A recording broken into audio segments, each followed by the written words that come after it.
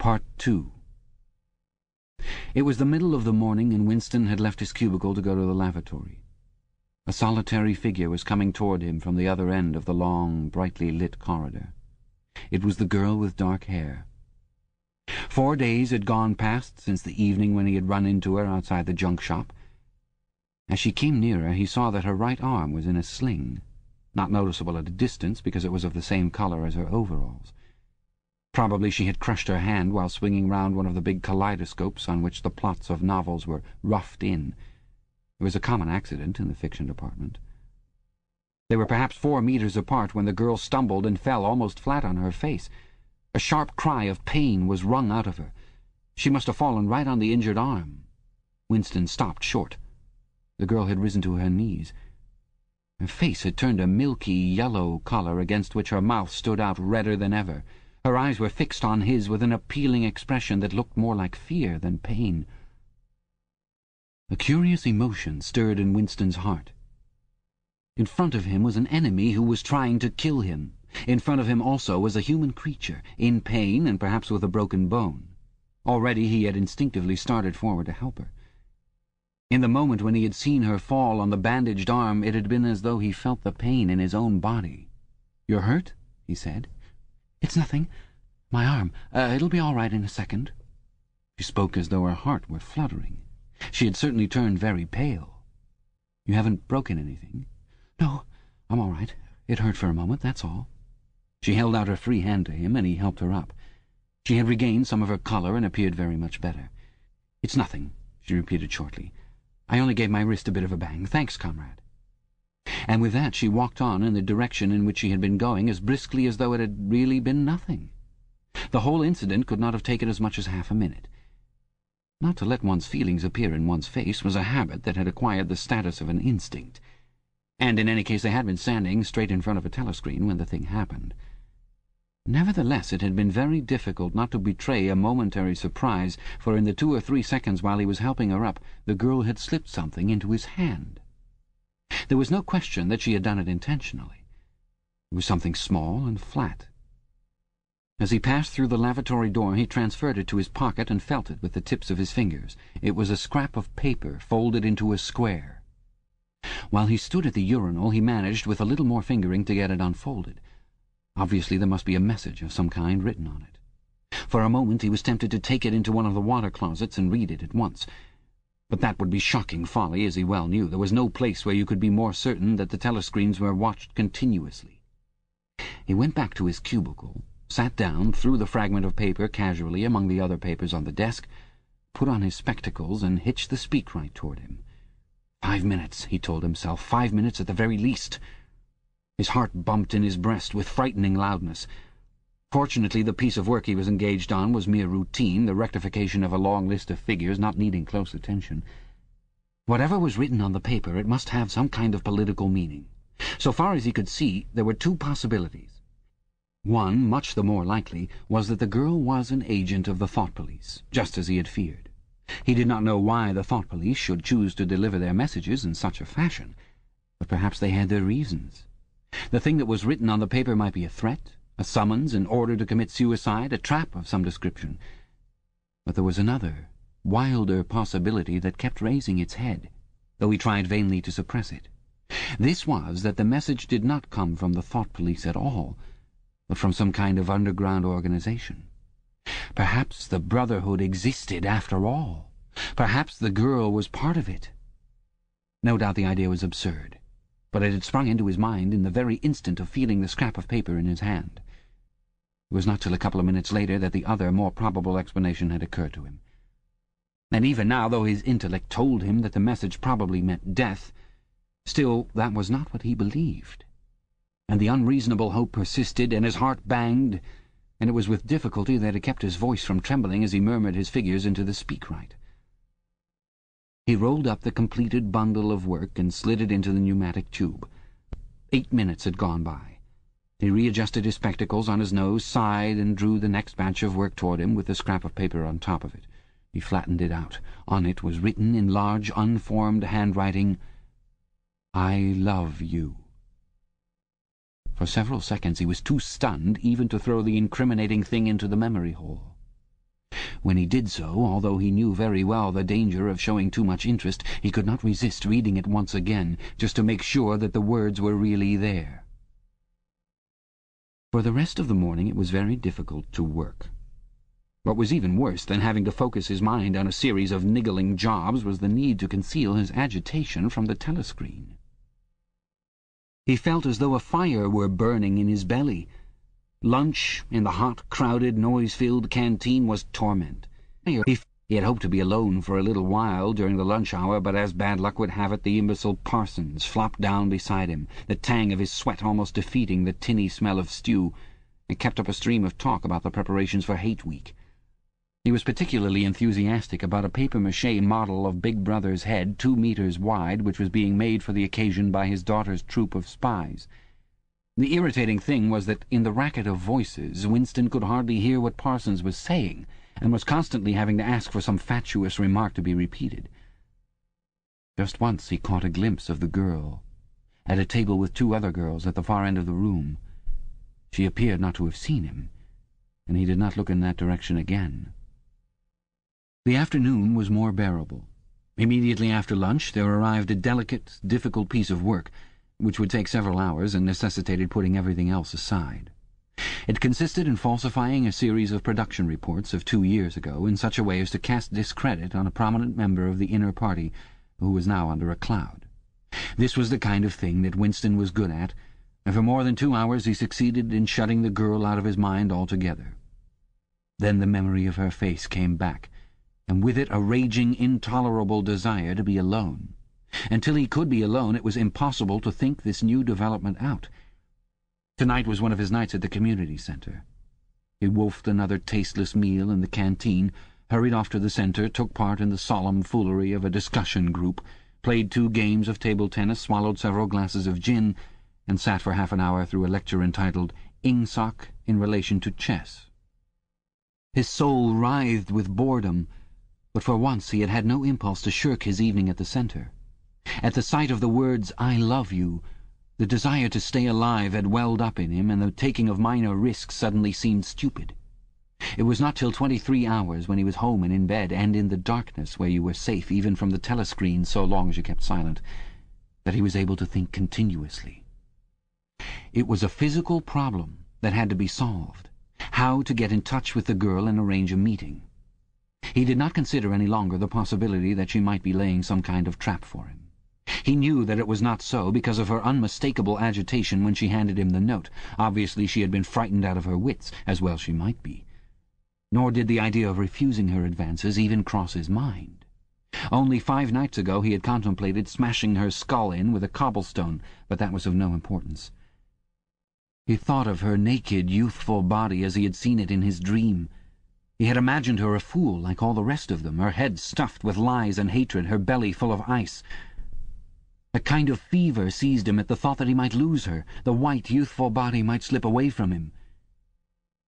What he feared more than anything else was that she would simply change her mind if he did not get in touch with her quickly. But the physical difficulty of meeting was enormous. It was like trying to make a move at chess when you were already mated. Whichever way you turned, the telescreen faced you. Actually, all the possible ways of communicating with her had occurred to him within 5 minutes of reading the note, but now, with time to think, he went over them one by one, as though laying out a row of instruments on a table. Obviously, the kind of encounter that had happened this morning could not be repeated. If she had worked in the records department, it might have been comparatively simple, but he had only a very dim idea whereabouts in the building the fiction department lay, and he had no pretext for going there. If he had known where she lived, and at what time she left work, he could have contrived to meet her somewhere on her way home. But to try to follow her home was not safe, because it would mean loitering about outside the ministry, which was bound to be noticed. As for sending a letter through the mails, it was out of the question. By a routine that was not even secret, all letters were opened in transit. Actually, few people ever wrote letters. For the message that it was occasionally necessary to send, there were printed postcards with long lists of phrases, and you struck out the ones that were inapplicable. In any case, he did not know the girl's name, let alone her address. Finally, he decided that the safest place was the canteen. If he could get her at a table by herself, somewhere in the middle of the room, not too near the telescreens, and with a sufficient buzz of conversation all round, if these conditions endured for, say, 30 seconds, it might be possible to exchange a few words. For a week after this, life was like a restless dream. On the next day she did not appear in the canteen until he was leaving it, the whistle having already blown. Presumably she had been changed onto a later shift. They passed each other without a glance. On the day after that she was in the canteen at the usual time, but with 3 other girls and immediately under a telescreen. Then for 3 dreadful days she did not appear at all.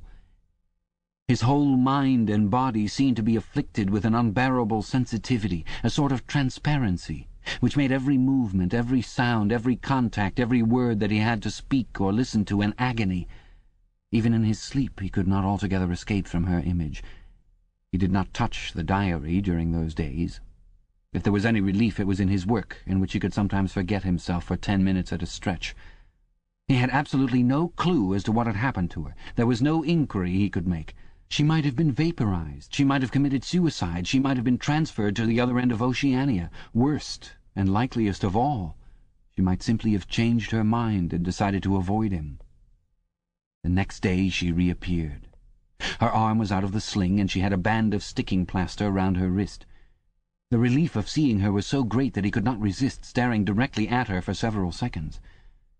On the following day he very nearly succeeded in speaking to her. When he came into the canteen she was sitting at a table well out from the wall and was quite alone. It was early and the place was not very full. The queue edged forward till Winston was almost at the counter, then was held up for 2 minutes because someone in front was complaining that he had not received his tablet of saccharin. But the girl was still alone when Winston secured his tray and began to make for her table. He walked casually toward her, his eyes searching for a place at some table beyond her. She was perhaps 3 meters away from him. Another 2 seconds would do it. Then a voice behind him called, "Smith!" He pretended not to hear. "Smith!" repeated the voice more loudly. It was no use. He turned round. A blonde-headed, silly-faced young man named Wilshire, whom he barely knew, was inviting him with a smile to a vacant place at his table. It was not safe to refuse. After having been recognized, he could not go and sit at a table with an unattended girl. It was too noticeable. He sat down with a friendly smile. The silly blonde face beamed into his. Winston had a hallucination of himself smashing a pickaxe right into the middle of it. The girls' table filled up a few minutes later. But she must have seen him coming toward her, and perhaps she would take the hint. Next day he took care to arrive early. Sure enough, she was at a table in about the same place, and again alone. The person immediately ahead of him in the queue was a small, swiftly moving, beetle-like man with a flat face and tiny, suspicious eyes. As Winston turned away from the counter with his tray, he saw that the little man was making straight for the girl's table. His hopes sank again. There was a vacant place at a table farther away, but something in the little man's appearance suggested that he would be sufficiently attentive to his own comfort to choose the emptiest table. With ice at his heart, Winston followed. It was no use unless he could get the girl alone. At this moment there was a tremendous crash. The little man was sprawling on all fours. His tray had gone flying. 2 streams of soup and coffee were flowing across the floor. He started to his feet with a malignant glance at Winston, whom he evidently suspected of having tripped him up. But it was all right. 5 seconds later, with a thundering heart, Winston was sitting at the girl's table. He did not look at her. He unpacked his tray and promptly began eating. It was all important to speak at once before anyone else came, but now a terrible fear had taken possession of him. A week had gone by since she had first approached. She would have changed her mind. She must have changed her mind. It was impossible that this affair should end successfully. Such things did not happen in real life. He might have flinched altogether from speaking if at this moment he had not seen Ampleforth, the hairy-eared poet, wandering limply round the room with a tray, looking for a place to sit down. In his vague way, Ampleforth was attached to Winston, and would certainly sit down at his table if he caught sight of him. There was perhaps a minute in which to act. Both Winston and the girl were eating steadily. The stuff they were eating was a thin stew, actually a soup of haricot beans. In a low murmur, Winston began speaking. Neither of them looked up. Steadily they spooned the watery stuff into their mouths, and between spoonfuls exchanged the few necessary words in low, expressionless voices. "What time do you leave work?" 18:30. "Where can we meet?" "Victory Square, near the monument. It's full of telescreens. It doesn't matter if there's a crowd." "Any signal?" "No. Don't come up to me until you see me among a lot of people. And don't look at me, just keep somewhere near me. What time? 19 hours. All right. Ampleforth failed to see Winston and sat down at another table. The girl finished her lunch quickly and made off, while Winston stayed to smoke a cigarette. They did not speak again, and so far as it was possible for two people sitting on opposite sides of the same table, they did not look at one another. Winston was in Victory Square before the appointed time. He wandered around the base of the enormous fluted column, at the top of which Big Brother's statue gazed southward toward the skies where he had vanquished the Eurasian airplanes, the East Asian airplanes it had been a few years ago, in the Battle of Airstrip 1. In the street in front of it there was a statue of a man on horseback, which was supposed to represent Oliver Cromwell. At 5 minutes past the hour the girl still had not appeared. Again the terrible fear seized upon Winston. She was not coming. She had changed her mind. He walked slowly up to the north side of the square and got a sort of pale-coloured pleasure from identifying St. Martin's Church, whose bells, when it had bells, had chimed, "You owe me 3 farthings." Then he saw the girl, standing at the base of the monument, reading, or pretending to read, a poster which ran spirally up the column. It was not safe to go near her until some more people had accumulated. There were telescreens all around the pediment. But at this moment there was a din of shouting and a zoom of heavy vehicles from somewhere to the left. Suddenly everyone seemed to be running across the square. The girl nipped nimbly round the lions at the base of the monument and joined in the rush. Winston followed. As he ran he gathered from some shouted remarks that a convoy of Eurasian prisoners was passing. Already a dense mass of people was blocking the south side of the square. Winston, at normal times the kind of person who gravitates to the outer edge of any kind of scrimmage, shoved, butted, squirmed his way forward into the heart of the crowd. Soon he was within arm's length of the girl, but the way was blocked by an enormous prole and an almost equally enormous woman, presumably his wife, who seemed to form an impenetrable wall of flesh. Winston wriggled himself sideways and with a violent lunge managed to drive his shoulder between them. For a moment it felt as though his entrails were being ground to pulp between the two muscular hips. Then he had broken through, sweating a little. He was next to the girl. They were shoulder to shoulder, both staring fixedly in front of them. A long line of trucks with wooden-faced guards armed with submachine guns standing upright in each corner was passing slowly down the street. In the trucks little yellow men in shabby greenish uniforms were squatting, jammed close together. Their sad Mongolian faces gazed out over the sides of the trucks, utterly incurious. Occasionally, when a truck jolted, there was a clank-clank of metal. All the prisoners were wearing leg irons. Truckload after truckload of the sad faces passed. Winston knew they were there, but he saw them only intermittently. The girl's shoulder and her right arm down to the elbow were pressed against his. Her cheek was almost near enough for him to feel its warmth. She had immediately taken charge of the situation, just as she had done in the canteen. She began speaking in the same expressionless voice as before, with lips barely moving, a mere murmur easily drowned by the din of voices and the rumbling of the trucks. "Can you hear me?" "Yes." "Can you get Sunday afternoon off?" "Yes." "Then listen carefully. You'll have to remember this. Go to Paddington Station." With a sort of military precision that astonished him, she outlined the route that he was to follow. A half-hour railway journey, turn left outside the station, 2 kilometres along the road, a gate with the top bar missing, a path across a field, a grass-grown lane, a track between bushes, a dead tree with moss on it. It was as though she had a map inside of her head. "Can you remember all that?" she murmured finally. "Yes." "You turn left, then right, then left again, and the gate's got no top bar." "Yes." "What time?" "About 15. You may have to wait. I'll get there by another way. Are you sure you remember everything?" "Yes. Get away from me as quick as you can." She need not have told him that, but for the moment they could not extricate themselves from the crowd. The trucks were still filing past, the people still insatiably gaping. At the start there had been a few boos and hisses, but it came only from the party members among the crowd and had soon stopped. The prevailing emotion was simply curiosity. Foreigners, whether from Eurasia or from East Asia, were a kind of strange animal. One literally never saw them, except in the guise of prisoners, and even as prisoners one never got more than a momentary glimpse of them. Nor did one know what became of them. Apart from the few who were hanged as war criminals, the others simply vanished, presumably into forced labour camps. The round Mongol faces had given way to faces of a more European type, dirty, bearded, and exhausted. From over scrubby cheekbones eyes looked into Winston, sometimes with strange intensity, and flashed away again. The convoy was drawing to an end.